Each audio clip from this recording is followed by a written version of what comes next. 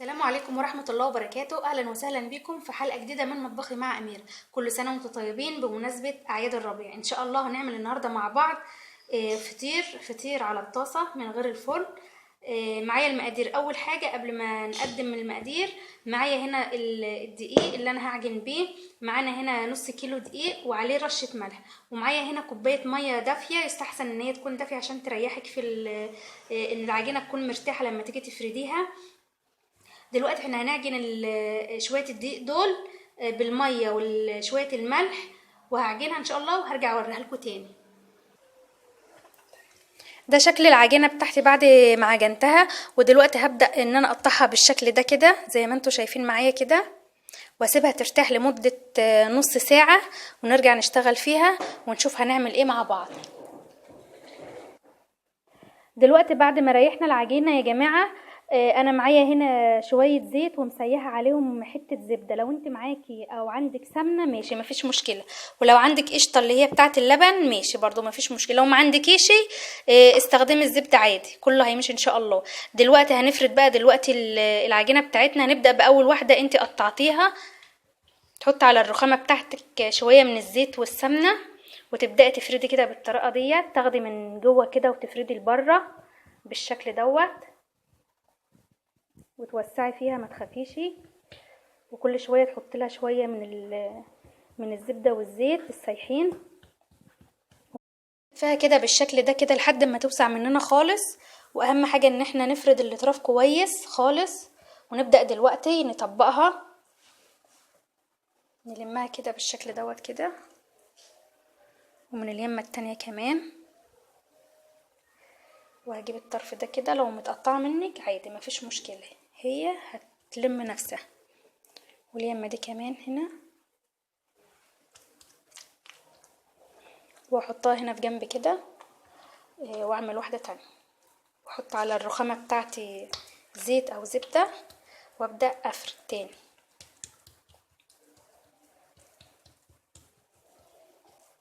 اهم حاجه ان انتي تبلها كويس بالزيت والسمنه او الزبده، وتفردي كويس فيها، توسعي كده زي ما انت شايفه معايا، وتاخدي من جوه وانت طالعه على بره. تاخدي من جوه وانت طالعه على بره بالشكل ده كده. وسعيها زي ما انت عايزه على قد ما تقدري.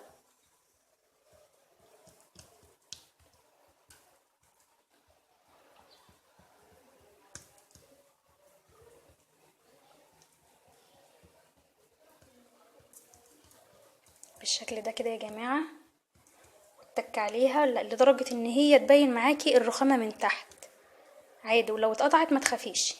بالشكل ده كده، والاطراف بتاعتها عشان ما تبقاش تخينه معاكي ظبطيها على قد ما تقدري اهوت. دلوقتي بقى هجيب اللي انا عملتها ديت، احطها عليها، احطها كده على اليمه التانية، وابدا اطبق تاني على شكل ظرف بالشكل ده كده اهو. واعملها كده وارجع اعملها كده،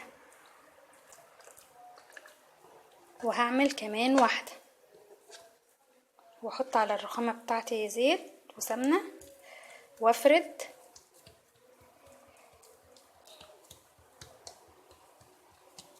زي ما انتوا شايفين معايا. هي الخطوات سهله، مفيش اسهل من كده خالص. وبنعمل الفطير لشم النسيم. كل سنه وانتوا طيبين. لونوا بقى البيض.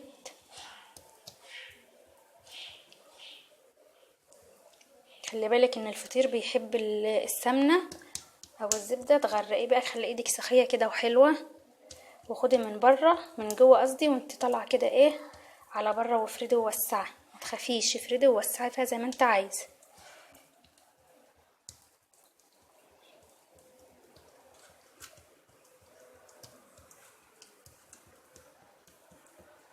والاطراف عندي اهم حاجه الاطراف يا جماعه، عشان ما تتظلمش معانا. نفردها برضو ونوسعها كده، ورققي براحتك. وكل شويه تبلي ايدك من طبق السمنه وانت بتفردي عشان تبقى مورقه معاكي وحلوه.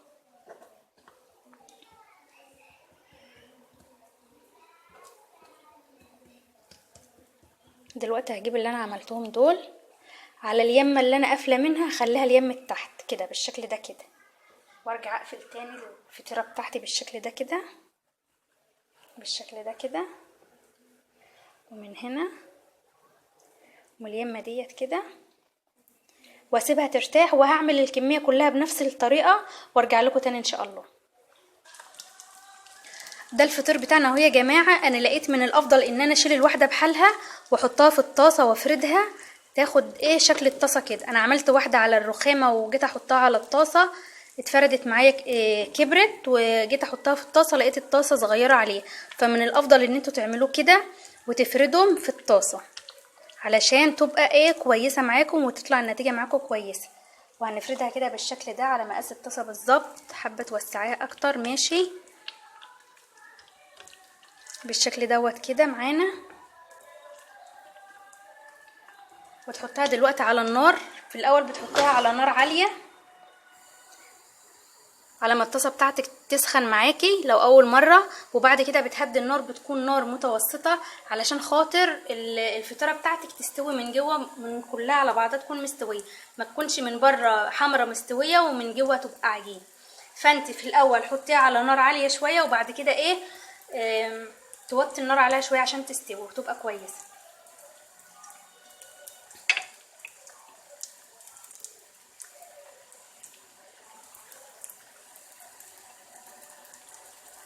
زي ما احنا شايفين اهوت بدأ اللون هنا يغير يصفر، معنى كده ان هي ايه بتستوي معايا كويس جدا. وشايفين ان هي قابه ازاي، ده الرقات بتاعتها بتقب معايا اهيت. يبقى كده الفطيره بتاعتي ناجحه.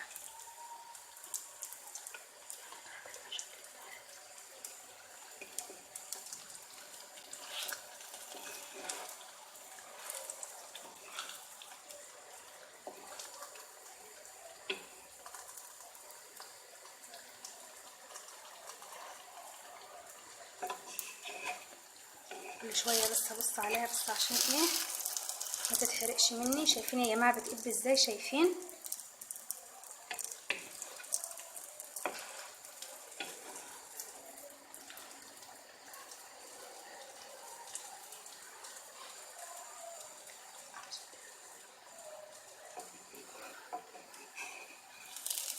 بدأ هي تلون معايا وتصفر. حمريها بقى بدرجة الصفار اللي انت عايزاه، لو بتحبها حمرا شوية، لو بتحبها صفرة ماشي مفيش مشكلة.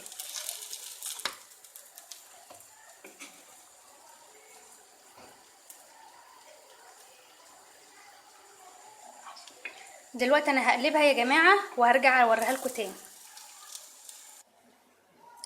انا عملت يا جماعه اهوت معاكم فطيره وهروح اكمل الباقي ان شاء الله. بس انا قلت اعمل واحده ايه اوريها لكم. انا عملتها في الطاسه وقلبتها وهي شكلها بصوا يا جماعه التورقات بتاعتها بالشكل ده هي جميله، ويا رب تعجبكم. ومستنيه تعليقاتكم ان شاء الله. وكل سنه وانتم طيبين. ما تنسوش تعملوا له لايك، واشوفكم ان شاء الله في حلقه جديده من مطبخي مع اميره. والسلام عليكم ورحمه الله وبركاته.